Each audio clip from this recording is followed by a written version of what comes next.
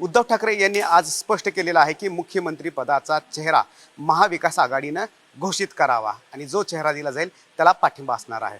परंतु महाराष्ट्रामध्ये या निवडणुकीमध्ये चेहरा घोषित करणं कितपत सोपं आहे आणि कारण तीन पक्ष महत्त्वाचे आहेत. आपल्यासोबत ज्येष्ठ पत्रकार आहेत, श्यामकांत जहागीरदार आहेत, अजय बुवा आहेत.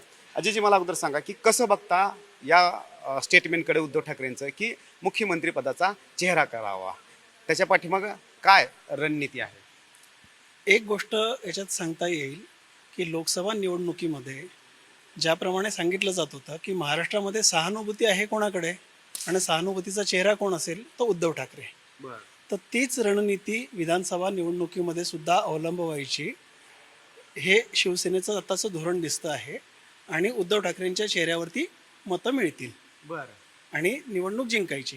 तर ती निवडणूक जिंकण्याचा जो जे प्रयत्न असला तरी बाकीचे मित्र पक्ष म्हणजे निवडणूक जिंकायची हे खरं आहे, पण चेहरा कोण अजून बाकीच्या मित्र पक्षांची महाविकास आघाडीमधले शिवसेना, काँग्रेस आणि राष्ट्रवादी काँग्रेस याच्यातला काँग्रेस हा एक मोठा पक्ष लोकसभा निवडणुकीमध्ये पुढे आलेला आहे.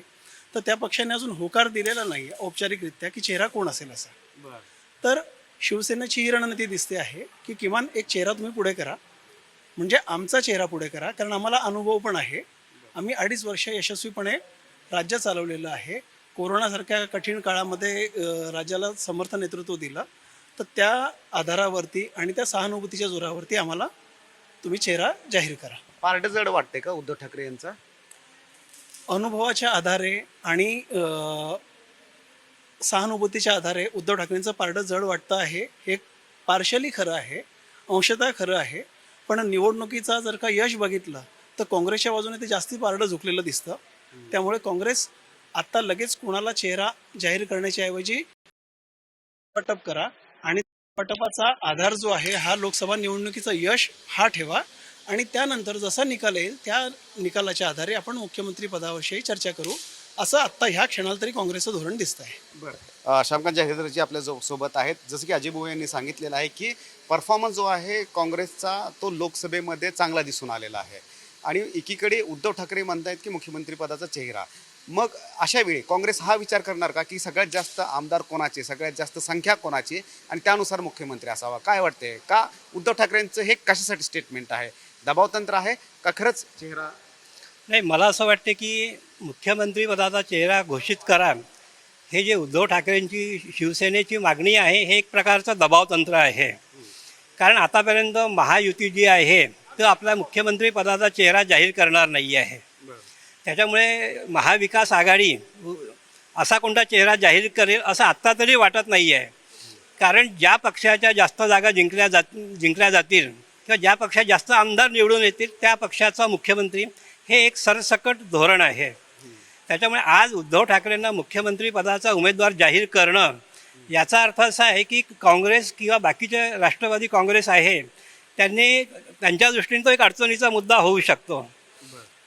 यात आणखी एक भाग असा आहे की उद्धव ठाकरेंना जर चेहरा जाहीर केला तर यांच्यात म्हणजे महाविकास आघाडी एक संघपणे निवडणूक लढण्याऐवजी त्यांच्यामध्ये मतभेद वाढू शकतात आणि असा एक प्रयत्न होऊ शकतो की काँग्रेस किंवा राष्ट्रवादी काँग्रेस हे उद्धव ठाकरेंचे कसे कमीत कमी आमदार निवडून येतील असा प्रयत्न करू शकतात आणि आपले जास्तीत जास्त आमदार निवडून आणण्याचा ते प्रयत्न करू शकतात. त्याच्यामुळे मला असं वाटतं की हे शिवसेनेचं जे दबावतंत्राचं राजकारण आहे हे अंतिमतः त्यांनाच अडचणीत आणणारं ठरणार आहे. परंतु ही रणनीती जी आहे ती कुठेतरी वेगळी वाटते का? कारण जसं की आता सांगितलं की महायुतीकडे चेहरा एकनाथ शिंदे यांचा वगळता आणखी कोण आहेत? कारण देवेंद्र फडणवीस पण हे चेहरा आहेत, परंतु भाजप मग तो चेहरा पुढे करेल का? मग अशा वेळी चेहरा देऊन महायुतीला पण अडचणीत आणण्याचा प्रयत्न महाविकास आघाडी करते असं वाटते का? या निश्चितच तो प्रयत्न साहजिकच कुठल्याही राजकीय पक्षाचा असणार आहे की चेहरा पुढे करा आणि त्याच्या आधारावरती मतं मागा. पण मुद्दा तो आहे की बाकीच्या मित्र पक्षांना ते मान्य आहे का, की लगेच त्याला होकार दिलेला आहे का? कारण कोणी काहीही म्हटलं तरी महाविकास आघाडीचे जनक कोण आहेत तर ते शरद पवार आहेत. त्यांनी ती युती किंवा हे वेगवेगळ्या विचारसरणीच्या पक्षांना एकत्र आणून ती मोठ बांधली आणि महाविकास आघाडी ही तयार झाली. त्यावेळेस ती गरज होती. लोकसभा निवडणुकीच्या निकालानंतर जे बदललेलं चित्र आहे त्याच्यामध्ये पहिल्यांदा चेहरा जाहीर करणं ही आत्ता गरज उरलेली आहे का, या क्षणाला तसं त्याचं उत्तर होकारार्थी देता येत नाही. उद्धव ठाकरे यांनी जाहीरपणे असं बोलणं, याचा अर्थ की जाहीरपणे आश्वासन त्यांना हवं आहे का शरद पवारांकडून आणि काँग्रेसकडून? कारण मागील वेळेचा अनुभव उद्धव ठाकरे यांच्या गाठीशी आहे की 4 भिंतीतली जी चर्चा झाली होती अमित शहा यांच्यासोबत, तेव्हा पण शब्द दिला होता. परंतु यावेळेस उद्धव ठाकरे म्हणतात की आकडे कितीही असू द्या, परंतु मुख्यमंत्री पदाचा चेहरा हा आहे जो समोर करा. नाही, ज्या पक्षाचे सगळ्यात जास्त आमदार निवडून येतील त्याच पक्षाचा नेता मुख्यमंत्री होईल हे उघड सत्य आहे. त्याच्यामुळे आजच काँग्रेस बॅकफुटवर जाणार नाही की उद्धव ठाकरेंना देऊन टाका मुख्यमंत्रीपद किंवा नाही, मला असं वाटत नाही की काँग्रेस असो की राष्ट्रवादी काँग्रेस असो, या मुद्द्यावर ते उद्धव ठाकरेंच्या या भूमिकेला पाठिंबा देतील आणि त्यांना आपला मुख्यमंत्री पदाचा चेहरा जाहीर करतील असं मला आजच्या स्थितीत तरी वाटत नाही आहे. कारण असं केलं तर निवडणुकीच्या आधीच महाविकास आघाडीमध्ये फूट पडण्याची शक्यता नाकारता येत नाही आहे. परंतु मग उद्धव ठाकरेंनी जो दिल्लीचा दौरा केला होता, मग त्या दौऱ्याचं फलित काय आहे? कारण आजचा त्यांचा आत्मविश्वास वेगळा होता. नाही, त्यांची ती इच्छा राहू शकते, त्यांची अपेक्षा राहू शकते की मुख्यमंत्री पदाचा चेहरा जाहीर करून महाविकास आघाडीने निवडणूक लढवावी. पण महाविकास आघाडीमध्ये 3 पक्ष आहे. ही एका पक्षाची भूमिका आहे, शिवसेनेची भूमिका आहे की मुख्यमंत्री पदाचा उमेदवार जाहीर करावा. पण काँग्रेस आणि राष्ट्रवादी काँग्रेस या मुद्द्यावर कोणती भूमिका घेतात त्यावर बरंच काही अवलंबून राहणार आहे. परंतु महाविकास आघाडीमध्ये की रोल कोणाचा असणार आहे? कारण जर मतांचं जर पर्सेंटेज बघितलं अल्पसंख्यक मताचं, तर लोकसभेमध्ये उद्धव ठाकरेंकडे बऱ्यापैकी अल्पसंख्यक मतं ही वळायला दिसतात.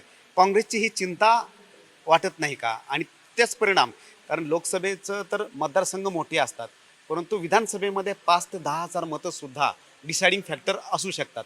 मग अशा वेळी काँग्रेस काय करू शकतं? म्हणजे की उद्धव ठाकरेंना सोबत घेऊन किंवा मुख्यमंत्री पदाचा चेहरा पुढे करू शकतं का?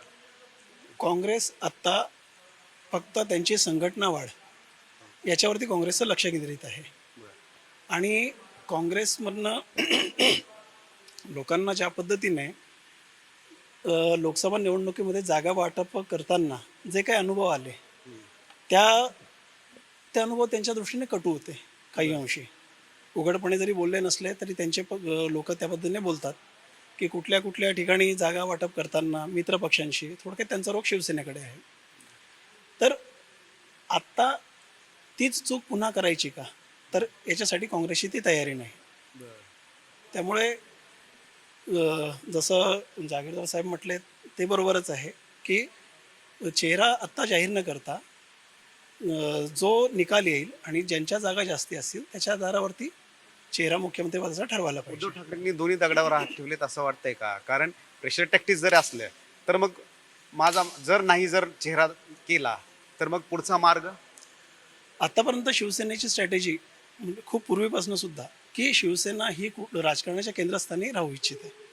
महाराष्ट्रामध्ये भाजप आणि शिवसेना जरी ही यांची युती होती 25 वर्ष, त्याच्यामध्ये शिवसेना नेहमी मोठा पक्ष राहिलेला आहे.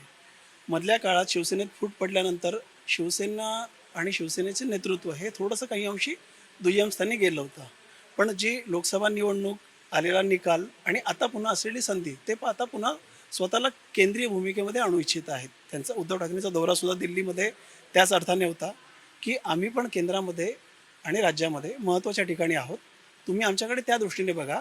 एक फूट पडलेला किंवा शक्ती कमी झालेला, शक्तिपात झालेला पक्ष म्हणून आमच्याकडे बघू नका, तर आम्ही डिसाइडिंग फॅक्टर आहोत.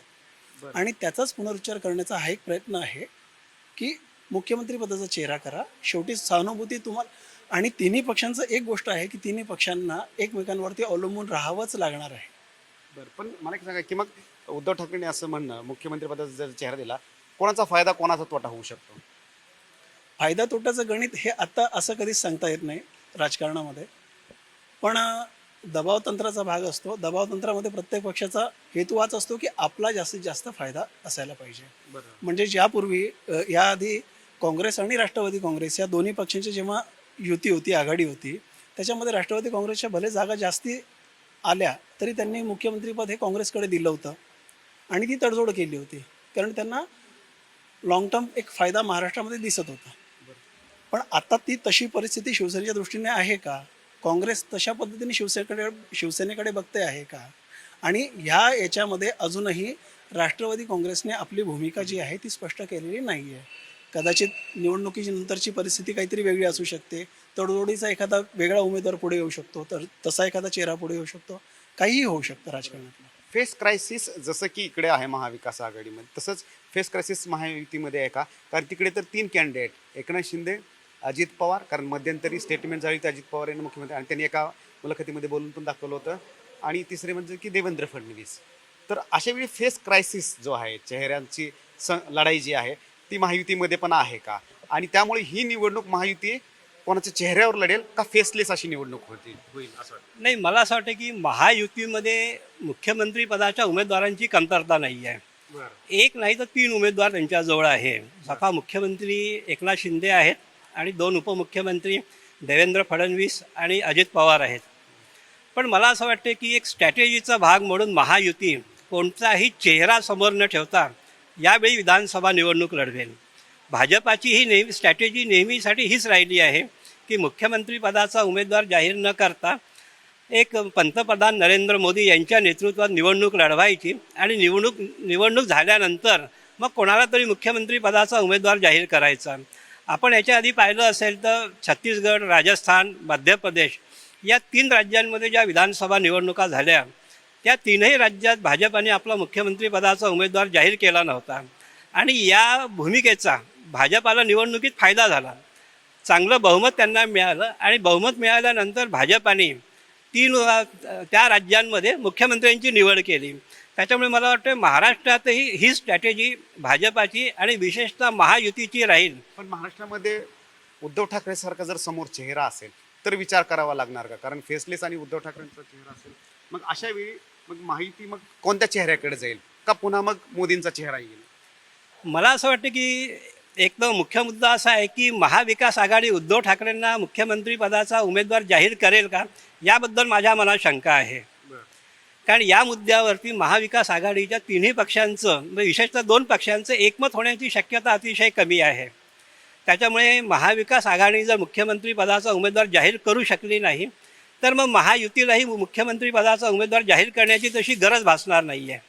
जर जाहीर केला तर जाहीर केलं तर हा एक जर तरचा मुद्दा आहे. राजकारणामध्ये जर तरला की खूप महत्त्व असते, फार किंमत असते असं नाही आहे. अच्छा, एक वाट मोकळी ठेवलेली आहे का उद्धव ठाकरे यांनी की बॅक टू पॅव्हिलियन, म्हणजेच की पुन्हा जुन्या मित्रासोबत जाण्यासाठी? राजकारण इतकं अनिश्चित असते की त्याच्या राजकारणात कधी काय होईल याचा कोणीच अंदाज करू शकत नाही आहे. त्याच्यामुळे आज काय उद्धव ठाकरे महाविकास आघाडीत राहतील की आणखीन महाविकास आघाडी सोडून महायुतीकडे परत येतील याच्याबद्दल आज काहीच बोलणं म्हणजे कठीण आहे या मुद्द्यावर बोलणं. कारण राजकारण हे सगळं जर तरवरती जरी चालत असलं तरी काही मुद्द्यांची नेमकी आणि स्पष्ट उत्तरं राजकारणात वेळेच्या आधी मिळत नसतात, वेळेवरच ती उत्तरं मिळतात. महाराष्ट्राची जनता आता काय विचार करते की मुख्यमंत्री पदाचा चेहरा दिला तर फायदा होईल की तोटा होईल? जनतेच्या दृष्टीने विचार केला तर कदाचित मुख्यमंत्री पदाचा उमेदवार जाहीर केल्यानंतर फायदा होऊ शकतो. कारण जनतेला माहिती असते की आपला नेता कोण राहणार आहे, भविष्यातला मुख्यमंत्री कोण राहणार आहे. तर जनतेच्या दृष्टीने ते कदाचित आवश्यक राहू शकते, पण राजकीय पक्षांना ते मला वाटते अडचणीचं ठरेल मुख्यमंत्री पदाचा उमेदवार जाहीर करणं. जनतेच्या दृष्टीनं फायदा होईल की तोटा होईल काय वाटतं चेहरा करणं मुख्यमंत्री पदाचा चेहरा करणं जनतेसाठी एका अर्थाने बरं असतं की कोण माणूस आहे, कोणाचं नेतृत्व, त्याचं धोरण काय आहे, त्याच्या आधारावरती मतदान करणं. पण राजकीय पक्ष आणि त्यांचे अंतर्गत समीकरणं, कुणाला तो चेहरा योग्य वाटतो आहे, कुणाला अयोग्य वाटतो आहे, याच्या आधारावरती त्यांची पुढची गणितं ठरत असतात. कारण तसं जर का असतं तर देवेंद्र फडणवीस, शिवसेना, एकनाथ शिंदे गट जेव्हा भाजप आणि हे दोन्ही एकत्र आले तेव्हा देवेंद्र फडणवीस मुख्यमंत्री झाले असते, पण ते झालेले नाही आहेत. याचा अर्थ आहे त्यावेळेस काहीतरी वेगळा निर्णय होऊ शकतो. काँग्रेसचा विचार केला तर राजस्थान हातामध्ये नाही आहे, मध्य प्रदेश हातामध्ये नाही आहे, मग अशा वेळी महाराष्ट्रासारखं महत्त्वाचं राज्य हातामध्ये घेण्याचा प्रयत्न असणार आहे मुख्यमंत्री? 100% कुठल्याही राजकीय पक्षाचं ते जिंकण्यासाठी त्यांना महाराष्ट्रासारखं महत्त्वाचं राज्य हातात असणं हे त्यांच्यासाठी खूप अभिमानाची किंवा चांगली गोष्ट असणार आहे. काँग्रेसचा प्रयत्न तो असेल. फक्त महत्त्वाचा एक विषय याच्यातला आहे की जे मुद्दे त्यावेळेस मांडले होते लोकसभा निवडणुकीमध्ये, संविधानाचा मुद्दा होता, घटना बदल, आणि म्हणजे संविधानाचा मुद्दा महत्त्वाचा होता, तो मुख्य होता. पण आता संविधान बदल आता भाजपच्या तेवढ्या जागा आलेल्या नाहीत की केंद्रामध्ये एकतर्फी संविधान बदल होऊ शकतो असा जो काँग्रेसचा आरोप आहे, तर ते होण्याची शक्यता कमी असल्यामुळे तो मुद्दा तेवढा चालणार आहे का, हा एक आहे. बरं, आरक्षणाचा मुद्दा आहे दुसरा. आणि महाराष्ट्रामध्ये ओबीसी आणि मराठा हे जे विषय आहेत हे पाहता ग्रामीण आणि शहरी भागातला राजकारणाचे पदरही वेगवेगळे असणार आहेत, मतदानाची पद्धतही वेगळी असणार आहे. आणि अशा वेळेस चेहरा कोण असेल, काय असेल, म्हणजे स्थानिक मुद्दे महत्त्वाचे की चेहरा महत्त्वाचा मुद्दा, बरोबर आहे. ह्याच्यामध्ये हा फरक असणारच आहे. महायुती सुद्धा किंवा इतर पक्ष सुद्धा मुख्यमंत्री पदाचा चेहरा देताना जातीचा पण विचार करतील का? कारण ज्या पद्धतीनं ओबीसी वोट बँक आहे, इकडे मराठा आरक्षणाचं आंदोलन चालू आहे. नाही, मुख्यमंत्री पदाचा उमेदवार जाहीर करताना जातीपातीचा विचार केला जाईल असं मला वाटत नाही आहे. कारण भविष्यातले जे दीर्घकालीन जे राजकीय धोरण असते वेगवेगळ्या सगळ्याच पक्षांचं, त्या आधारावरती मुख्यमंत्री पदाचा उमेदवार जाहीर केला जाऊ शकतो. महाराष्ट्रात आज जरी मराठा आरक्षण आणि ओबीसी हे दोन प्रमुख मुद्दे असले तरी हे आवश्यक नाही आहे की त्याच याच्यातला त्याच पक्ष त्या याच्यातल्या कोणाला मुख्यमंत्री पदाचा उमेदवार जाहीर करावा असं मला वाटत नाही. लोकसभेला फटका बसला मराठा आरक्षणाचा म्हणून शक्य आहे की मराठा आरक्षणाचा त्यावेळेला फटका बसला असेल, पण लोकसभा निवडणुकीतले मुद्दे आणि विधानसभा निवडणुकीतल्या मुद्द्यांमध्ये खूप फरक असतो.